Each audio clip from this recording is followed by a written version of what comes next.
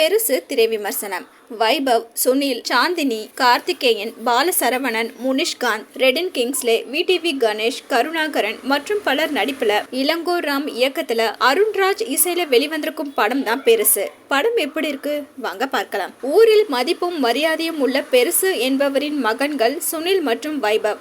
ஒரு நாள் ஆற்றில் குளித்துவிட்டு வீட்டுக்கு வந்து டிவி பார்க்கும் பெருசு திடீரென்று இறந்து விடுகிறார். ஆனால் அவரது உடலை மற்றவர்களுக்கு காட்ட முடியாத சிக்கல் ஏற்படுகிறது. சடலத்தை காட்டாமல் இருக்கவும் முடியாது. அதே சமயம் அதில் இருக்கும் சிக்கலை மறைக்கவும் முடியாமல் திணறும் குடும்பத்தார் எப்படி பிரச்சனையை சமாளித்து இறுதி சடங்கு செய்கிறார்கள் என்பதை நகைச்சுவையாக சொல்வதே பெருசு.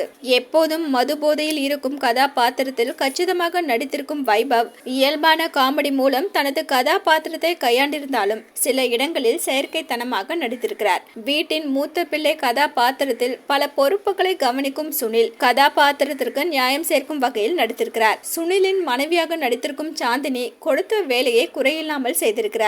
வைபவின் மனைவியாக நடித்திருக்கும் நிஹாரிகா மேடை நாடக கலைஞர் போல் செயற்கைத்தனமாக நடித்திருக்கிறார். இசையமைப்பாளர் அருண்ராஜின் இசை பாடல்களில் சோபிக்கவில்லை என்றாலும் பின்னணி இசை மூலம் நகைச்சுவை உணர்வை ரசிகர்களிடம் நேர்த்தியாக கடத்திருக்கிறார். ஒரே வீட்டில் நடக்கும் கதை என்றாலும் தனது வித்தியாசமான கேமரா கோணங்கள் மூலம் காட்சிகளை உயிரோட்டத்துடன் பயணிக்க வைத்திருக்கிறார் ஒளிப்பதிவாளர் சத்யா திலகம். பாலாஜியின் வசனங்கள் கிரேசி மோகனை நினைவுபடுத்தினாலும் சில இடங்களில் சிரிப்பே வராத வசனங்களை நகைச்சுவை என்று திணிக்கவும் செய்திருக்கிறது.